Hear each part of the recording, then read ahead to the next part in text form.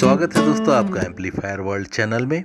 और लीजिए आज एक पार्सल आया हुआ है। ये पार्सल भेजा है मिस्टर योगेंद्र बिंद। तो इन्होंने क्या भेजा है, चलिए इस बॉक्स को हम खोल कर देखते हैं। तो दोस्तों इस बॉक्स के अंदर ये सर्किट है, ये है एक ड्राइवर बोर्ड।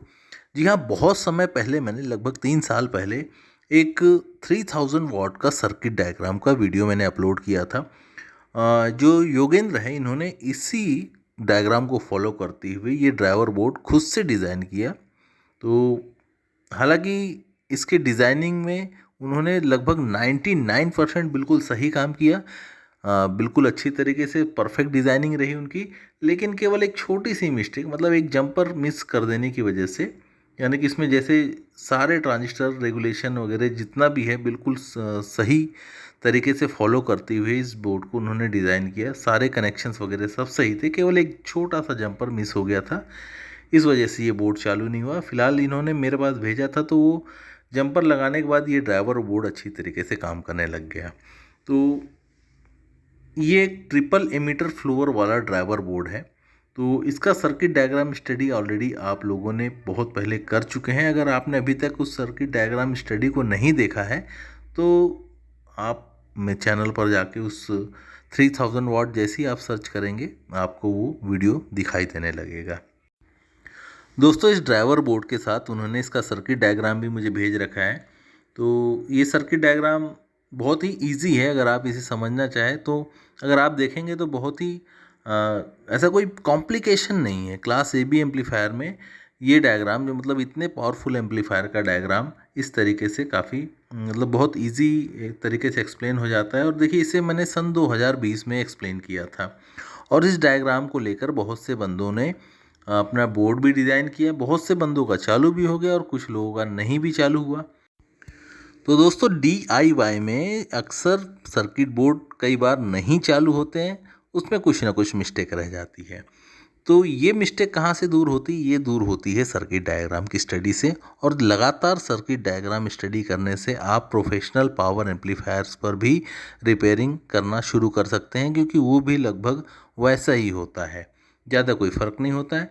तो यहाँ पर मैं मिस्टर योगेश इनका शुक्रिया अदा करता हूँ कि उन्होंने इस सर्किट डायग्राम को लेकर बोर्ड बनाया, और नहीं चालू हुआ तो खैर उन्होंने बोर्ड मेरे पास भेज दिया। तो फिलहाल इस बोर्ड को तो इसके अंदर जो PCB डिज़ाइनिंग में एक छोटी सी मिस्टेक रह गई थी, एक जंपर वो भूल गए थे लगाना, तो उसे ठीक कर दिया है। वो सॉरी मुझसे गलती हो गई, एक्चुअली योगेंद्र बिंद नाम है उनका, योगेश मैंने गलत लिखा है।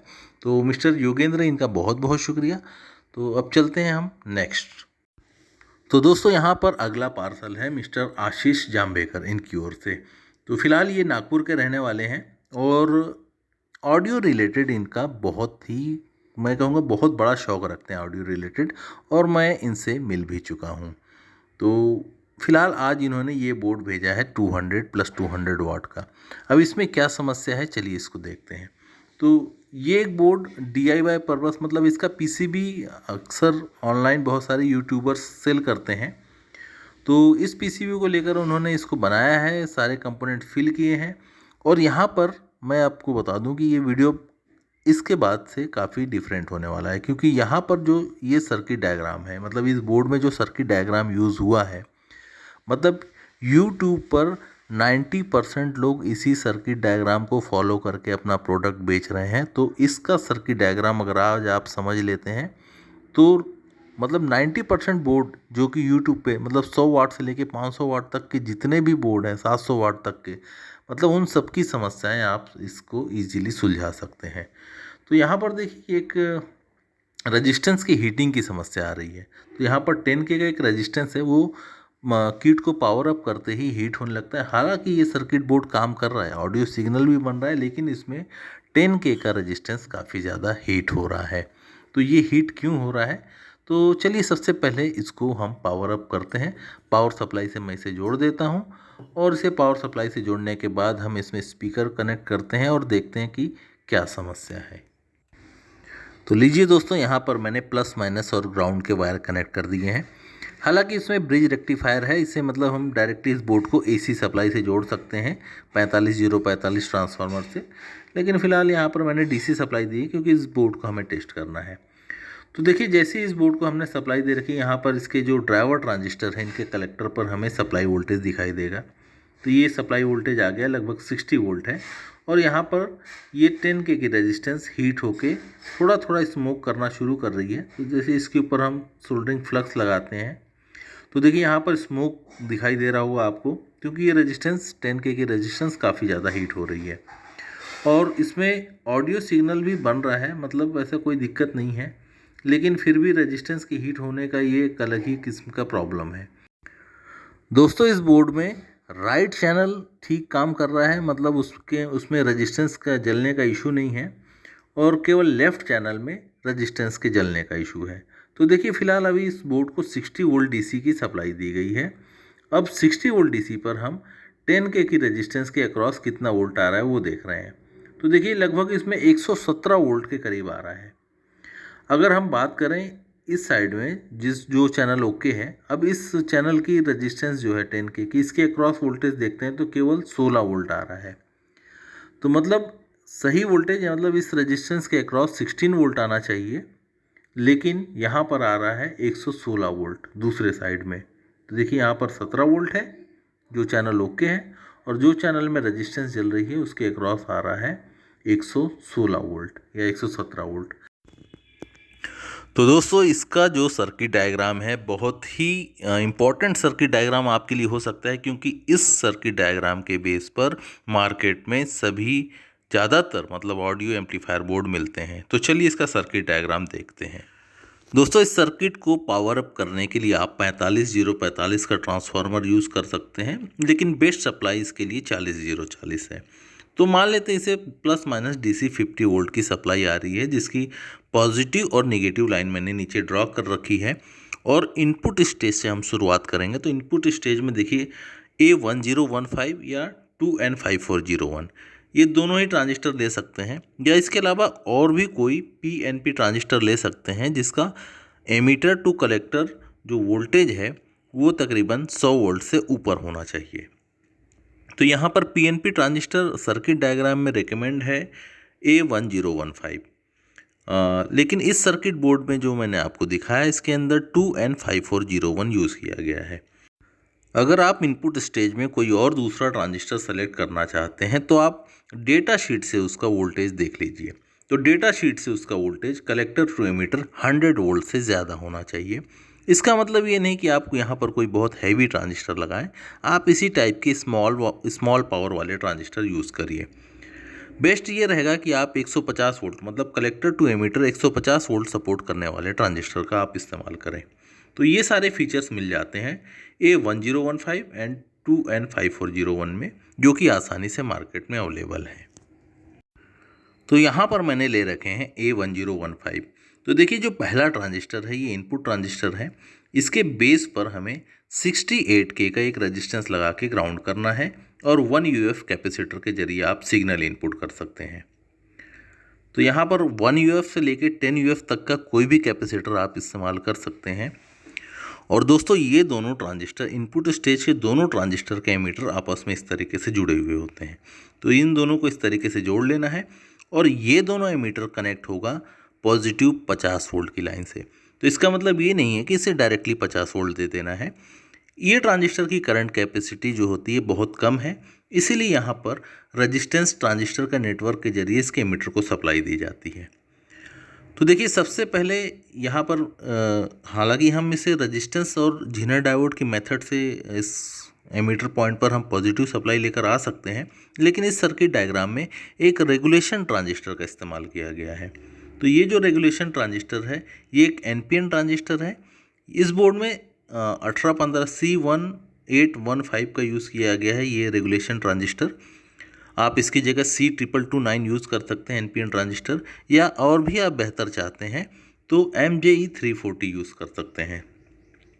तो देखिए इसके बेस पर जो भी हमें पॉजिटिव सप्लाई लेके आनी है, तो सबसे पहले 4.7K के जरिए इस ट्रांजिस्टर के कलेक्टर पर सप्लाई देनी होती है, और ये ट्रांजिस्टर से ही हमें रेगुलेटेड आउटपुट लेना है। तो इस ट्रांजिस्टर के बेस पर हमें एक रेगुलेशन नेटवर्क बनाना है। तो सबसे पहले हम यहाँ पर 4.7K से इसके कलेक्टर पर जोड़ दिया, कलेक्टर से इसके बेस पर एक 4.7 के की रेजिस्टेंस से इस तरीके से बेस वोल्टेज दे दी है। अब यहाँ हमें एमीटर से एक वोल्टेज मिलेगा। ये वोल्टेज हमें 33 के रेजिस्टेंस के जरिए इस एमीटर पॉइंट पर लेकर आना है। तो यहाँ पर देखिए इस तरीके से मैंने एक रेजिस्टेंस ड्रॉ कर दी है। ये रेजिस्टेंस की वैल्यू 33 के है। यहाँ पर अभी तक मैंने जितनी भी रेजिस्टेंस दिखाई है ये सभी क्वार्टर वाट में रहेगी तो कोई दिक्कत नहीं है, लेकिन आप हायर वाटेज में हाफ वाट लगाना चाहते हैं तो बिल्कुल लगा सकते हैं, कोई दिक्कत नहीं होगी। अब देखिए दोस्तों, ये जो 50 वोल्ट यहाँ पर लिखा है, ऐसा कोई ज़रूरी नहीं है कि ये 50 वोल्ट हमेशा कांस्टेंट बना रहे। इसमें भी काफ़ी वेरिएबल यानी कि वेरिएशन आ सकता है।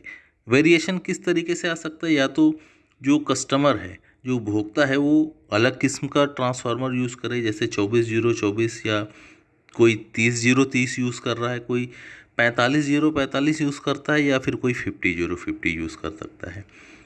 तो ट्रांसफार्मर का वाइड वोल्टेज रेंज किसी भी बोर्ड को मिलने से उसके सेलिंग के चांसेस काफ़ी बढ़ जाते हैं, क्योंकि ट्रांसफार्मर की कॉस्ट काफ़ी ज़्यादा होती है। तो इस बोर्ड में सभी तरीके के पावर ट्रांसफार्मर का सपोर्ट हो जाए किसी भी वोल्टेज का, इसके लिए यहाँ पर इनपुट जो स्टेज है उसको रेगुलेटेड बना देने से ये सब पॉसिबल हो जाता है।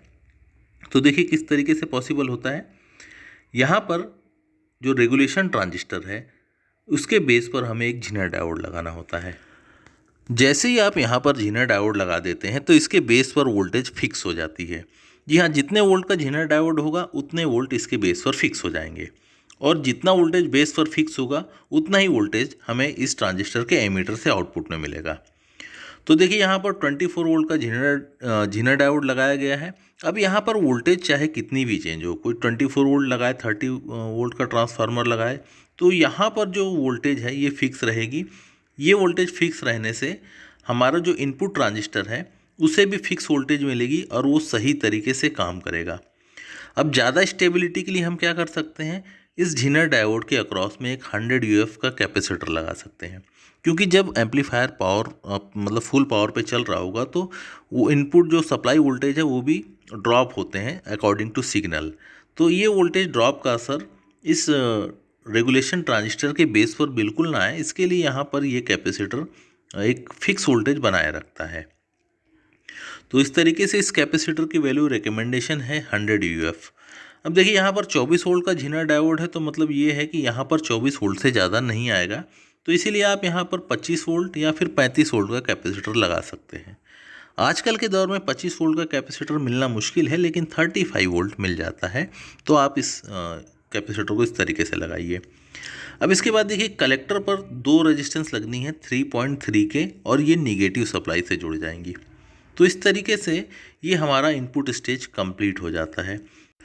दोस्तों यहाँ पर हमने 3.3 के की रेजिस्टेंस लगा रखी है, लेकिन कई बार अगर वो आपको नहीं मिलती तो आप वहाँ पर 3.9 के, 4 के, 7 ये भी रेजिस्टेंस लगा सकते हैं, या फिर 3 के मिल जाता है तो वो भी लगा सकते हैं। तो जनरली 3.3 के काफ़ी आसानी से अवेलेबल होती है, तो इसीलिए रिकमेंडेशन यहाँ पर वही दे रखी है। तो चलिए इनपुट स्टेज कंप्लीट होने के बाद में अब हमें जो इनपुट ट्रांजिस्टर है उनके कलेक्टर से हमें आउटपुट मिलेगा। तो ये कलेक्टर पॉइंट से हमें आउटपुट मिलेगा, ये दोनों ही से। यहाँ ये दोनों आउटपुट को हमें यहाँ से एक आउटपुट मिलना है, यहाँ से एक आउटपुट मिलना है। तो ये दोनों आउटपुट को ले जाना होगा एक ट्रांजिस्टर के, यहाँ पर 2 ट्रांजिस्टर ड्रॉ करेंगे, उनके बेस में जाएगा ये आउटपुट। तो देखिए दोस्तों यहाँ पर दोनों ही NPN ट्रांजिस्टर ड्रॉ किए हैं। ये NPN ट्रांजिस्टर C229 है। दोस्तों C229 ये एक NPN ट्रांजिस्टर है, और ये ज़्यादातर टेलीविज़न के CRT सेक्शन में यूज़ इसका ज़्यादा होता है, क्योंकि ये हायर वोल्टेज को सपोर्ट कर सकता है। तो ये लगभग 150 वोल्ट या उससे ज़्यादा सपोर्ट कर सकता है, एग्जैक्ट मुझे भी याद नहीं आ रहा है।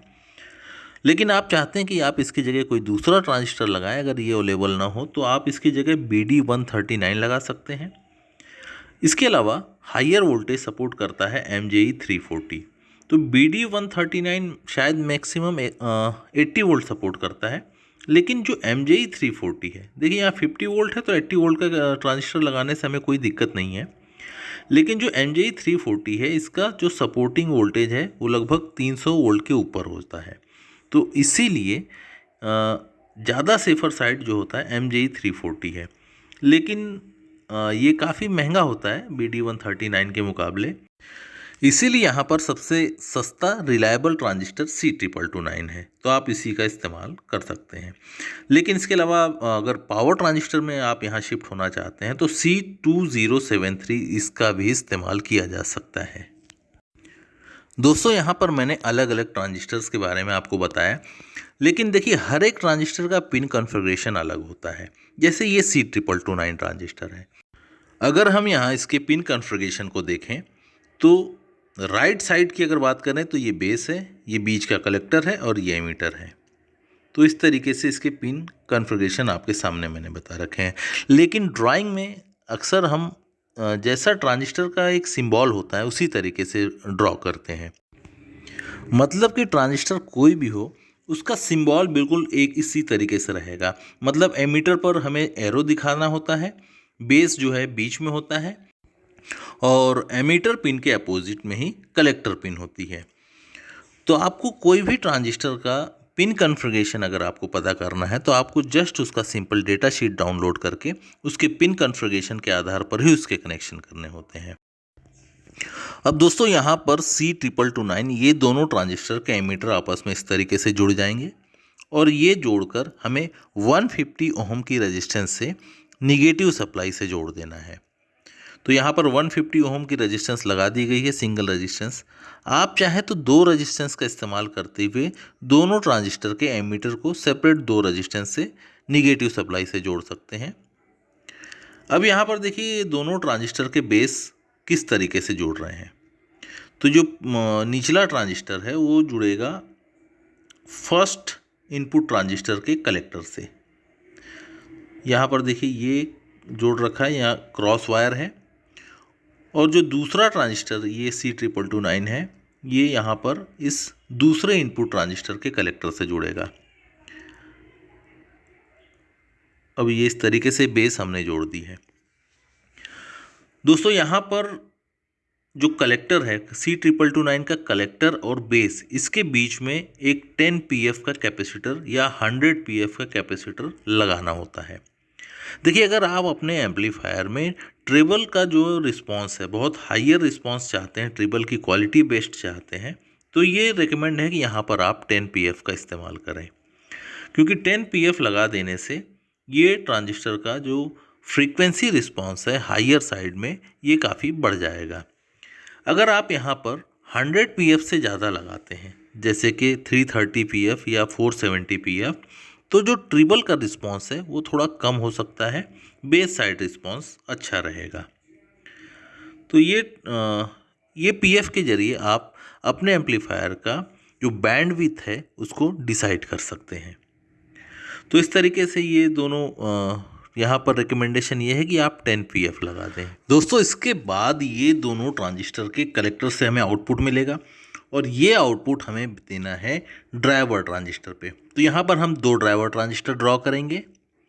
तो यहाँ पर देखिए दो ड्राइवर ट्रांजिस्टर ड्रॉ कर रखे हैं C5198 पॉजिटिव साइड में और दूसरा है A1941 निगेटिव साइड में।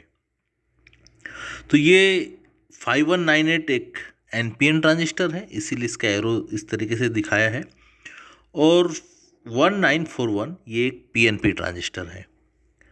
तो इस तरीके से इनके एमीटर यहाँ पर है और जो इनकी कलेक्टर है directly positive and negative supply से जुड़ी हुई होती है। तो 1941 की कलेक्टर निगेटिव सप्लाई से एंड C5198 इसका कलेक्टर पॉजिटिव सप्लाई से डायरेक्टली जुड़ा रहेगा। इसके बाद यहाँ पर देखिए इनके एमीटर पर दो रेजिस्टेंस लगेंगी 100 ओम 1 वाट। ये दो रेजिस्टेंस इस तरीके से कपल्ड होकर एमीटर आपस में जुड़ेंगे और इनके बेस पर हमें सिग्नल फीड करना है। इस वजह से इसमें करंट फ्लो होगा और इनके एमीटर से आउटपुट निकलेगी जो कि मेन आउटपुट ट्रांजिस्टर को ड्राइव करेगी। तो ये इस तरीके से एक नेटवर्क बन गया। यहाँ पर 100 ओम 1 वाट की जगह आप दूसरी रेजिस्टेंस भी इस्तेमाल कर सकते हैं, जैसे 120 ओम 330 ओम। लेकिन जितनी लोअर वैल्यू की रेजिस्टेंस रहेगी, जैसे 50 या 56 ओम की अगर रहती है, तो ये ड्राइवर ट्रांजिस्टर के बीच में करंट ज़्यादा फ्लो होगा और मेन आउटपुट ट्रांजिस्टर के बेस पर ज़्यादा करंट फ्लो होगा। तो अगर ज़्यादा आउटपुट ट्रांजिस्टर की संख्या ज़्यादा है तो ये रेजिस्टेंस की वैल्यू कम हो जाती है। तो देखिए यहाँ C229 इसका कलेक्टर से आउटपुट मिला और ये हमने निगेटिव साइड के A1941 इसके बेस पर दे रखा है। ये क्रॉस वायर है यहाँ पर, और जो यहाँ से जो सेकेंड ट्रांजिस्टर है इसे डायरेक्टली हम यहाँ नहीं दे सकते। इसके लिए अभी हमें यहाँ पर एक बायस नेटवर्क का अरेंजमेंट करना होगा। तो देखिए यहाँ पर एक बायस नेटवर्क किस तरीके से बनाना है। तो बायस नेटवर्क के बारे में मैं आपको काफ़ी डिटेल मतलब यहाँ जानकारी देने वाला हूँ। बायस नेटवर्क कितना सेंसिटिव होता है और उसमें गलत डायोड का सिलेक्शन हो जाए या मार्केट में कुछ अलग टाइप के डायोड आते हैं जो फेक होते हैं, वर्किंग करते हैं लेकिन वो सही तरीके से उनकी जो डाई है वो ना हो, तो फिर क्या फ़र्क पड़ सकता है। ये सभी जानकारी आपको कहीं और नहीं मिलेगी, यहीं पर मिलने वाली है। तो उसको वीडियो के साथ बने रहिए। यहाँ पर देखिए 470 PF हमें लगाना है बेस टू कलेक्टर। यहाँ पर भी बेस टू कलेक्टर 470 PF लगेगा। तो इस तरीके से PF मैंने यहाँ ड्रॉ कर दिया है। इसकी भी वैल्यू 470 PF है।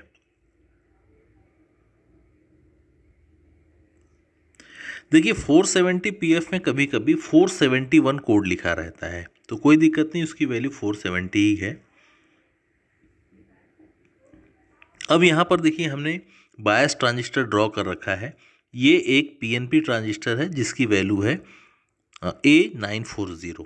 इसकी जगह आप TIP42C या फिर अगर आप प्लास्टिक पैकेज में चाहते हैं तो 1837 ये ट्रांजिस्टर का इस्तेमाल किया जा सकता है। दोस्तों बायस ट्रांजिस्टर के एमीटर पर 150 ओम की रेजिस्टेंस लगाई है। अगर आपको यह नहीं मिलती है तो आप यहाँ पर 100 ओम क्वार्टर वाट में लगा सकते हैं, लेकिन कई बार ऐसा देखा गया है इस जगह पे हाफ वाट या 1 वाट की रेजिस्टेंस कुछ बोर्ड में लगी हुई होती है। हालांकि अगर आपका बोर्ड नॉर्मली वर्क कर रहा है तो क्वार्टर वाट की रेजिस्टेंस काफ़ी है, लेकिन बोर्ड पे अच्छा लुक देने के लिए बहुत से बोर्ड निर्माता इसमें हाफ वाट या 1 वाट की लगा देते हैं। अब देखिए ये बायस ट्रांजिस्टर के कलेक्टर से हमें 0.7 वोल्ट लेना है। तो इसके लिए इसके बेस पर एमीटर पे तो ऑलरेडी 150 ओम है और बेस पर 150 ओम प्लस 4007 का ये डायोड इस तरीके से इसके बेस पर जोड़ा गया है। तो दोस्तों इसके बेस पर डायोड लगा ही क्यों है वो देखते हैं। तो दरअसल डायोड लगाने से फ़ायदा ये होता है कि हर एक डायोड में जब भी आप लोड उसके ऊपर करंट फ्लो कराते हैं तो उस डायोड के अक्रॉस में 0.7 वोल्ट के करीब वोल्टेज ड्रॉप मिलता है। ये डायोड के अलग अलग टाइप पे ये वोल्टेज थोड़ा डिफरेंट हो सकता है। जनरली सिलिकॉन डायोड में ये 0.7 वोल्ट वोल्टेज ड्रॉप क्रिएट करता है। तो देखिए बेस और एमीटर के बीच में जो वोल्टेज डिफरेंस है वो 0.7 वोल्ट है यहाँ पर। जैसे यहाँ पर अगर बेस की बात करें तो 49.3 वोल्ट होगा तो कलेक्टर पर सीधा 50 वोल्ट है। तो यानी कि 0.7 वोल्ट यहाँ से ये कम हो गया है। ये इसलिए कम हो रहा है क्योंकि डायोड यहाँ लगा हुआ है जो कि 0.7 वोल्ट को ड्रॉप कर रहा है। अब चलिए दोस्तों मार्केट में कुछ ऐसे डायोड भी मौजूद हैं जो कि आपके पूरे प्रोजेक्ट को फेल कर सकते हैं। तो यहाँ पर मैं कुछ डायोड के सैंपल्स लेके आया हूँ। अब हम उसको इस LCR मीटर पर चेक कर लेंगे। ये मीटर में उस डायोड का फॉरवर्ड वोल्टेज ड्रॉप ये सब कितना है, ये सारी डिटेल मिल जाएगी। तो दोस्तों यहाँ पर 2 डायोड रखे हुए हैं जिसमें से एक डायोड लोकल मार्केट से लिया हुआ है और एक डायोड ट्रस्टेड सप्लायर से लिया हुआ है। तो इसमें क्या फ़र्क आ जाता है। तो कभी कभी ऐसा होता है कि हमारे पास कंपोनेंट्स अगर शॉर्टेज हो जाए तो हम सडनली लोकल मार्केट से ले लेते हैं कुछ, लेकिन वो कंपोनेंट किस तरीके से हमें परेशान कर सकते हैं वो मैं आपको आज दिखाने वाला हूँ। तो देखिए यहाँ पर दोनों डायोड का अब हम फॉरवर्ड वोल्टेज जो ड्रॉप है वो देखने वाले हैं। तो इस तरीके से इसके ऊपर फिट करके जैसे इसे टेस्ट बटन दबाते हैं तो यहाँ पर देखिए इस डायोड का फॉरवर्ड वोल्टेज ड्रॉप है 1.6 वोल्ट। तो देखिए यहाँ पर इसका फॉरवर्ड वोल्टेज ड्रॉप आप नोट कर लीजिए 1.6 वोल्ट, ये बहुत ज़्यादा है। एक्चुअली फॉरवर्ड वोल्टेज ड्रॉप किसी भी डायोड का जो कि हम जनरल पर्पस जो डायोड है उनका ज़्यादा से ज़्यादा 0.7 वोल्ट 0.8 वोल्ट होना चाहिए। अब देखिए यहाँ इसका फॉरवर्ड वोल्टेज ड्रॉप जो है 666 मिलीवोल्ट है। 666 मिलीवोल्ट का अगर हम वोल्ट में कन्वर्ट करें तो ये होता है 0.66 वोल्ट। तो यहाँ पर समझते हैं उसको। तो पहला जो डायोड है उसका वोल्टेज था 1.6 वोल्ट, वोल्टेज ड्रॉप था, फॉरवर्ड बायस में वोल्टेज ड्रॉप 1.6 वोल्ट। और दूसरा है जो है 66 मिलीवोल्ट। अगर मिलीवोल्ट को वोल्ट में कन्वर्ट करते हैं तो ये बन जाता है 0.66 वोल्ट। अब देखिए दोस्तों, यहाँ पर ये दोनों डायोड लगाने से क्या फ़र्क आ सकता है। जैसे कि अगर आपने 1.6 वोल्ट वोल्टेज ड्रॉप वाला ये डायोड अगर आप यहाँ लगाते हैं तो इसके कलेक्टर पर हमें बायस वोल्टेज में हमें 1.6 वोल्ट से ज़्यादा करीब मिलने लग जाएगा। तो हमारा जो बायस वोल्टेज है वो स्टैंडर्ड है 0.7 से लेकर 0.9 के बीच में होना चाहिए इस एम्पलीफायर सर्किट में। लेकिन यहाँ पर अगर इस टाइप का डायोड अगर आपको मिल जाता है, आप जब इसको लगाएंगे एम्पलीफायर के इस सर्किट में, तो आपका जो वोल्टेज ड्रॉप है मतलब बायस वोल्टेज बन जाएगा 1.66, जो कि बहुत ज़्यादा होगा। और इस वजह से एम्पलीफायर में बहुत ज़्यादा क्विसेंट करंट बढ़ जाएगा। ये क्विसेंट करंट बढ़ जाने से आपका एम्पलीफायर अगर नॉर्मल है, बिल्कुल ज़ीरो वॉल्यूम पे है, फिर भी बहुत ज़्यादा हीट करेगा और आप समझ नहीं पाएंगे कि ये हीटिंग क्यों हो रही है। तो हीटिंग के लिए कई बार ये डायोड रिस्पॉन्सिबल रहते हैं। जी हाँ, ये बायस वोल्टेज को अगर फॉरवर्ड वोल्टेज ड्रॉप सही मतलब बहुत ज़्यादा है तो इस कंडीशन में ये होता है कि ज़्यादा फॉरवर्ड वोल्टेज ड्रॉप ज़्यादा बायस वोल्टेज बना देते हैं, और ज़्यादा बायस वोल्टेज मतलब ज़्यादा हीटिंग। नेक्स्ट सर्किट में अब आगे बढ़ते हैं। तो देखिए, जो बायस ट्रांजिस्टर A940 है, इसके कलेक्टर से हमें बायस वोल्टेज मिलने वाला है। तो ये बायस वोल्टेज हमें दे देना है ड्राइवर ट्रांजिस्टर के बेस पर। तो ये इस तरीके से कनेक्ट हो गया। अब यहाँ से डायोड और रेजिस्टेंस के नेटवर्क से बायस वोल्टेज यहाँ पर भी आना है, यानी कि जो ड्राइवर ट्रांजिस्टर है पॉजिटिव साइड में पॉजिटिव 0.7 और निगेटिव साइड में निगेटिव 0.7 वोल्ट होना चाहिए। तो इस तरीके से यहाँ पर दो डायोड और एक 33 ओम की रेजिस्टेंस लगाकर इस तरीके से जोड़ दिया गया है। तो इस तरीके से एक साइड में प्लस 0.7 वोल्ट, दूसरे साइड में माइनस 0.7 वोल्ट, इस तरीके से वोल्टेज बायस वोल्टेज क्रिएट हो जाएगा। अब यहाँ पर 33 ओम की रेजिस्टेंस अगर आप इसकी वैल्यू बढ़ा देते हैं तो बायस वोल्टेज बढ़ जाएगा। इसीलिए इस रेजिस्टेंस की वैल्यू 33 या फिर इससे कम भी कर सकते हैं, 10 ओम भी कर सकते हैं। नेक्स्ट इसके बाद देखिए दोस्तों, C229 जो दूसरा ट्रांजिस्टर यहाँ लगा हुआ है उसका कलेक्टर अभी कहीं जुड़ा नहीं है। तो देखिए, ये कलेक्टर जुड़ जाएगा A940 इस ट्रांजिस्टर के बेस से वाया 10K रेजिस्टेंस। तो यहाँ पर ये 10K की रेजिस्टेंस के जरिए ये यहाँ से इस तरीके से जुड़ जाएगा। जैसे ही 10K की रेजिस्टेंस यहाँ पर लगती है तो ये A940 के बेस पर एक वोल्टेज डिवाइडर क्रिएट होगा और ये 940 जो है बेस यानी कि बायस वोल्टेज क्रिएट करेगा। अगर ये 10K की रेजिस्टेंस से कनेक्ट नहीं है तो बायस वोल्टेज सही तरीके से नहीं मिलेगी। नेक्स्ट इसके बाद देखिए दोस्तों, हमारा जो है ड्राइवर स्टेज ऑलमोस्ट कंप्लीट हो रहा है। तो हमें ये मेन आउटपुट ट्रांजिस्टर के लिए यहाँ एमीटर से आउटपुट मिलेगा, ड्राइवर ट्रांजिस्टर के एमीटर से। तो यहाँ पर देखिए, मैंने जस्ट एक पेयर आउटपुट ट्रांजिस्टर ड्रॉ किया है। इतने हैवी ड्राइवर ट्रांजिस्टर 5 से 8 पेयर को इजीली ड्राइव कर सकते हैं। तो यहाँ पर सप्लाई वोल्टेज 60 से 70 वोल्ट मैक्सिमम दिया जा सकता है। इसीलिए यहाँ पर रिकमेंडेशन ये है कि हम इसमें 5 या 7 पेयर का इस्तेमाल करें। तो देखिए, मेन आउटपुट ट्रांजिस्टर है, इसके एमीटर से हमें जो आउटपुट मिलेगा उसमें 0.33 या 0.47 या फिर 0.225 वाट की ये एमीटर रेजिस्टेंस के जरिए हमें इसका आउटपुट लेना है। तो निगेटिव और पॉजिटिव दोनों साइड के आउटपुट ट्रांजिस्टर के एमीटर से इस तरीके से हमें रेजिस्टेंस के जरिए, एमीटर रेजिस्टेंस के जरिए आउटपुट मिलेगा।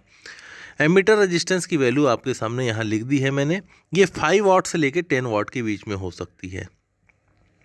और जो मेन आउटपुट ट्रांजिस्टर है 5200 उसका बेस देखिए जुड़ा है इस तरीके से, और जो 1943 है उसका बेस 1941 इस ट्रांजिस्टर के एमीटर से जुड़ा है। यानी कि मेन आउटपुट ट्रांजिस्टर का ड्राइविंग जो सिग्नल है वो हमें ड्राइवर ट्रांजिस्टर के एमीटर से मिलता है। अब देखिए, स्पीकर आउटपुट हमें कनेक्ट करना है एक कॉइल के जरिए। तो यहाँ पर देखिए एक कॉइल है और ये स्पीकर मैंने बना दिया है। तो स्पीकर का एक सिरा ग्राउंड से जुड़ गया है और ये एक कॉइल यहाँ लगा देने से होता ये है कि अभी इस यहाँ पर देखिए एक जोबल नेटवर्क है, इसको भी ड्रॉ कर देते हैं। ये हायर फ्रीक्वेंसी को, यानी कि जो कि स्पीकर में नहीं जानी चाहिए, उसके लिए यहाँ पर एक ये जोबल नेटवर्क बना दिया गया है। मतलब 20 किलो हर्ट्ज से ऊपर की फ्रीक्वेंसी, मतलब जो बहुत ज़्यादा हाई वाट की हाई रेंज की फ्रीक्वेंसी है, मोर देन 20 किलो हर्ट्ज, जो हमें सुनाई नहीं देगी, उसके लिए यहाँ पर ये नेटवर्क बना हुआ है। 104 250 वोल्ट में पीएफ लगाइए और 10 ओम 1 वाट की रेजिस्टेंस लगाइए। और उसके बाद देखिए यहाँ पर एक कॉइल लगा हुआ है। इस कॉइल के अक्रॉस में भी एक रेजिस्टेंस लगता है, 10 ओम 1 वाट या 5 वाट के बीच में आप लगा सकते हैं। तो देखिए यहाँ पर 10 ओम 5 वाट मैं रेकमेंड करता हूँ। अब यहाँ पर ये जो कॉइल लगी स्पीकर पर, इसमें क्या होगा कि जो भी बहुत ज़्यादा हाइयर, मतलब जिनकी ऐसी फ्रीक्वेंसी जो किलो हर्ट्स में हो, वो फ्रीक्वेंसी हमारे स्पीकर पर ना जाके वहीं पर किल हो जाए, यानी कि 10 ओम 5 वाट रेजिस्टेंस के क्रॉस में ही वो किल हो जाए, उसके लिए ये कॉइल नेटवर्क बना हुआ है। तो देखिए जैसी जो भी हाई फ्रीक्वेंसी होगी इस कॉइल में ट्रैप होगी। तो यहाँ पर देखिए अब फीडबैक हम जोड़ लेते हैं। तो ये फीडबैक के लिए यहाँ पर यूज़ की गई है, ये फीडबैक नेटवर्क है। यहाँ पर 68K का रेजिस्टेंस यूज़ किया गया है फीडबैक के लिए। तो ये क्रॉस वायर है, ये क्रॉस वायर यहाँ से होती हुई ये इस तरीके से फीडबैक से जुड़ चुका है। नेक्स्ट इसके बाद हम यहाँ पर यहाँ पर देख सकते हैं आप, इनपुट में 68K का रेजिस्टेंस लगाए, सेम वैसे ही फीडबैक में 68K का रेजिस्टेंस क्वार्टर वाट में आप लगा दीजिए। इसके बाद इसके बेस से ही देखिए एक रेजिस्टेंस और कैपेसिटर का नेटवर्क है, ये भी बहुत इंपॉर्टेंट है। तो यहाँ पर 680 ओम ये रेजिस्टेंस रेकमेंड की जाती है, इससे आपको बेहतरीन गेन मिलेगा इस सर्किट में। और 100 UF 63 वोल्ट का कैपेसिटर जुड़ा हुआ है। अगर आप इस सर्किट में इस रेजिस्टेंस की वैल्यू को आप जैसे जैसे कम करेंगे तो आपका गेन जो है, इस सर्किट का गेन बढ़ने लगेगा। तो यहाँ पर अगर आपको लोअर गेन चाहिए तो फिर 1K का रेजिस्टेंस यूज़ कीजिए। जैसे कि अगर आप ऑडियो मिक्सर के साथ इस एम्पलीफायर को यूज़ कर रहे हैं तो आपको कम गेन में काम चल जाएगा, 1K रेजिस्टेंस ठीक है। या फिर आप डायरेक्टली किसी भी USB ब्लूटूथ पैनल से चला रहे हैं सर्किट को, तो आप वहाँ पर 470 ओम के रेजिस्टेंस का इस्तेमाल करें। लेकिन याद रहे 470 ओम के रेजिस्टेंस लगाने से इसमें थोड़ा मिड फ्रीक्वेंसी का रिस्पांस थोड़ा बढ़ जाता है। तो मिड फ्रीक्वेंसी का रिस्पांस कम करने के लिए आप ये कर सकते हैं कि यहाँ पर 220 UF का एक कैपेसिटर लगा दें, जिससे कि लो फ्रीक्वेंसी का रिस्पांस भी बरकरार रहेगा। तो दोस्तों इस तरीके से डायग्राम पूरा हो चुका है। अब डायग्राम में कौन से कंपोनेंट कहाँ लगे हुए एक्चुअल बोर्ड में, उसको हम देख लेते हैं। तो देखिए ये 1 UF यहाँ पर लगा हुआ है, जो सर्किट डायग्राम में दिखा रखा था मैंने। अब इसके बाद में यहाँ पर देखिए 1 UF की जगह यहाँ पर ये लगा हुआ है 474, ये PF लगा हुआ है। तो देखिए 474 यानी कि 0.47 UF का ये कैपेसिटर है। इसके वजह से इसमें मिड रेंज को सपोर्ट करने के लिए PF है। आप 1 UF या 10 UF भी लगा सकते हैं। तो देखिए ये दोनों इनपुट ट्रांजिस्टर है, उनके लिए रेगुलेशन ट्रांजिस्टर जो ये है, यहाँ पर इसकी वैल्यू देखिए मैंने नहीं लिखी है। यहाँ पर आप इसे C2229 यूज़ करिए या फिर C1815 यूज़ कर सकते हैं। तो यहाँ बेस्ट रिकमेंडेशन ये है कि आप यहाँ पर C2229 यूज़ कीजिए। इसकी जो करंट कैरिंग कैपेसिटी है 1815 से ज़्यादा है, तो यहाँ पर 1815 लिखा हुआ है। नेक्स्ट इसके बाद देखिए 4.7K की दो रेजिस्टेंस है, तो यहाँ पर 4.7K की ये दो रेजिस्टेंस यहाँ पर मैंने दिखा रखी है। हालांकि सर्किट में ये 1 वाट में है, लेकिन अगर सर्किट 50 वोल्ट पे चल रहा है तो इसे 1 वाट में लगाने की ज़रूरत नहीं है, ये क्वार्टर वाट में भी अच्छा काम कर लेगी। इसके बाद यहाँ पर देखिए 100 ओम 1 वाट की दो रेजिस्टेंस और 0.335 ओम, मतलब ये सभी रेजिस्टेंस आपको यहाँ पर बोर्ड में मिल जाएगी। तो देखिए इस चैनल में हम देखते हैं तो ये 33 ओम की रेजिस्टेंस है, बायस रेजिस्टेंस। ये 68K फीडबैक रेजिस्टेंस और ये रेगुलेशन सेक्शन है। और C2229 की ये दो ट्रांजिस्टर और उनके बेस और कलेक्टर के बीच में लगने वाले 10 PF। यहाँ पर ये बायस ट्रांजिस्टर और बायस ट्रांजिस्टर से जुड़ा हुआ 2 डायोड और ये नेटवर्क, ये ड्राइवर ट्रांजिस्टर, और ड्राइवर ट्रांजिस्टर के एमीटर से जुड़े हुए 100 ओम 1 वाट के रेजिस्टेंस, और ये ड्राइवर ट्रांजिस्टर के बेस टू कलेक्टर वाले 470 पीएफ के कैपेसिटर। तो देखिए दोनों ड्राइवर ट्रांजिस्टर के बेस टू कलेक्टर में 470 पीएफ लगे हुए हैं ये वाले। इसके बाद देखिए यहाँ पर ये जो बायस ट्रांजिस्टर है, यहाँ पर बायस ट्रांजिस्टर के बेस और एमीटर में 150 ओम की रेजिस्टेंस लगी है और विथ डायोड। तो ये रहा डायोड और 150 ओम की रेजिस्टेंस, ये रहा। यहाँ पर देखिए एक्चुअली 180 ओम लगा हुआ है, तो यहाँ पर 150 ओम यानी कि एमीटर की जगह सर्किट में 180 ओम लगा हुआ है, लेकिन आप वहाँ 150 ओम भी लगाते हैं तो कोई फ़र्क नहीं पड़ता, नॉर्मली वर्क करता है। अब देखिए बेस पर यहाँ पर रेजिस्टेंस लगी हुई है, तो और ये एमीटर रेजिस्टेंस है, तो मैंने यहाँ पर बेस पर कोई रेजिस्टेंस ड्रॉ नहीं की है। लेकिन अगर आप बहुत सारे पेयर आउटपुट स्टेज में लगाते हैं तो रिकमेंडेशन ये है कि आप बेस रेजिस्टेंस 10 ओम 1 वाट में यूज़ करिए। तो यहाँ पर मैंने बेस रेजिस्टेंस का रिकमेंडेशन वैल्यू आपके स्क्रीन पर लिख दी है। इसके बाद देखिए दोस्तों यहाँ पर 680 ओम और ये कैपेसिटर का नेटवर्क ये इस जगह बना हुआ है। यहाँ पर देखिए यहाँ ये 1K की रेजिस्टेंस लगी है, एक्चुअली 680 ओम की जगह 1K लगा है, और ये 100 UF का कैपेसिटर है। तो ये 1K की जगह आप 680 ओम लगाएंगे तो इस सर्किट में गेन काफ़ी ज़्यादा बढ़ जाएगा, यानी कि विदाउट ऑडियो मिक्सर आपको अच्छा आउटपुट मिलेगा। देखिए यहाँ इनपुट स्टेज में हमने यूज़ किया है 24 वोल्ट का झिनर डायोड और ये ट्रांजिस्टर का रेगुलेशन सेक्शन। तो यहाँ पर भी देखिए 24 वोल्ट का झिनर डायोड और ये रेगुलेशन सेक्शन यहाँ पर यूज़ किया गया है, और उसके बाद में 33K का रेजिस्टेंस है, जिससे कि ये 33K रेजिस्टेंस के बाद ही इनपुट ट्रांजिस्टर के एमीटर पर हमें 0.6 वोल्ट या 0.7 वोल्ट की सप्लाई मिलती है। तो जब भी इस सर्किट में आपको इनपुट ट्रांजिस्टर का हेल्दीनेस चेक करना है तो आप इस पॉइंट पर जब भी वोल्टेज मेज़र करेंगे तो आपको यहाँ पर 0.6 या 0.7 वोल्ट मिलना चाहिए। अगर ये वोल्टेज नहीं मिलता है तो इनपुट ट्रांजिस्टर ख़राब है, आप उनको बदल दीजिए। तो दोस्तों उम्मीद है इस सर्किट के बारे में आपको काफ़ी कुछ समझ में आया होगा। हालाँकि मैंने इसका वीडियो पहले भी किया था 500 वाट का, लेकिन आज ये इतना इंपॉर्टेंट हो चुका है कि इसलिए फिर से वीडियो बना रहा हूँ। चलिए दोस्तों बात करते हैं ये 10K की रेजिस्टेंस बर्न क्यों हो रही है। तो एक्चुअली इस फॉल्ट को मिस्टर आशीष जिन्होंने इस बोर्ड को भेजा है उन्होंने ही डिटेक्ट किया। एक्चुअली उनके पास में ये 2 बोर्ड हैं और एक बोर्ड में सेम सभी बोर्ड में यही प्रॉब्लम आ रही थी, तो उन्होंने इस फॉल्ट को खुद ही डिटेक्ट करके मुझे बता दिया। तो उसका रीज़न ये था कि ये यहाँ पर 2 रेजिस्टेंस लगी हुई है 3.3K, देखिए 3.3K लगी हुई है। तो ये दोनों रेजिस्टेंस यहाँ से, ये दोनों रेजिस्टेंस है 3.3K, यहाँ से होती हुई यहाँ एक रेजिस्टेंस है, यहाँ से यहाँ, तो ये जाती है इनपुट ट्रांजिस्टर के कलेक्टर पर। लेकिन ये वाला जो सिरा है ये -50 वोल्ट की लाइन से जुड़ता है। अब यहाँ पर डायग्राम में देखें, डायग्राम में ये 3.3K की रेजिस्टेंस है, ये जा रही है दोनों ट्रांजिस्टर के कलेक्टर पर, और ये जो है -50 वोल्ट की लाइन से ये जुड़ती है। तो ये दोनों तो आपस में ज्वाइंट है, लेकिन यहाँ पर -50 वोल्ट की लाइन से ये कनेक्ट नहीं है, ये ट्रैक छूटा हुआ है, इसे जोड़ना है -50 वोल्ट की लाइन से। लेकिन जो दूसरा चैनल है, दूसरा चैनल ठीक ठाक है। तो इसमें 3.3K ये दोनों रेजिस्टेंस है, जैसे आप इस साइड से देखेंगे ये 3.3K की 2 रेजिस्टेंस है, और इसके दोनों सिरे जुड़े हैं -50 वोल्ट की लाइन से। तो यहाँ पर समस्या सॉल्व हो गई। तो देखिए ये ट्रैक को जैसे ही हम यहाँ ये दोनों तो यहाँ पर ये समस्या सॉल्व हो जाती है अगर हम ये इस ट्रैक को -50 वोल्ट की लाइन से जोड़ देते हैं। तो इस तरीके से ये 10K की रेजिस्टेंस का जलना बंद हो जाता है। तो देखिए दोस्तों ये सब्सक्राइबर जिन्होंने ये बोर्ड भेज रखा था उन्होंने ही खुद फॉल्ट को डिटेक्ट किया।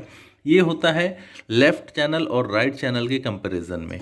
तो कई बार ऐसा होता है कि इस टाइप के बोर्ड मार्केट में आते हैं जिनमें पीसीबी में छोटी मोटी मिस्टेक्स रहती है, तो आप लेफ़्ट और राइट चैनल दोनों को कंपेयर करके वो मिस्टेक को डिटेक्ट कर सकते हैं। और ज़्यादा डीपली आप जाना चाहते हैं तो ये सर्किट डायग्राम आपके सामने है। तो ये दोस्तों ये सर्किट डायग्राम मैंने आपको पहले ही बताया कि ये काफ़ी हेल्पफुल सर्किट डायग्राम है। इसके ज़रिए बहुत सारे जितने भी एम्पलीफायर सर्किट्स हैं, आज लगभग 80 to 90% यूट्यूबर इंडिया में इसी सर्किट डायग्राम को लेकर, जो भी बोर्ड मैन्युफैक्चरर है वो इसी सर्किट डायग्राम को लेकर अपना बोर्ड बना रहे हैं। तो आप इस सर्किट डायग्राम को पूरा स्टडी करिए। आप जितने भी मतलब मार्केट में अवेलेबल जो भी है 100 से लेके 500 वाट 700 वाट तक के एम्पलीफायर बोर्ड जो मार्केट में मिल रहे हैं 5 पेयर 7 पेयर के, उनमें यही सर्किट डायग्राम फॉलो है। तो आप उसको रिपेयरिंग में आपके लिए काफ़ी हेल्पफुल हो सकता है। तो दोस्तों फिर मिलते हैं नेक्स्ट वीडियो में। Thank you for watching and have a nice day.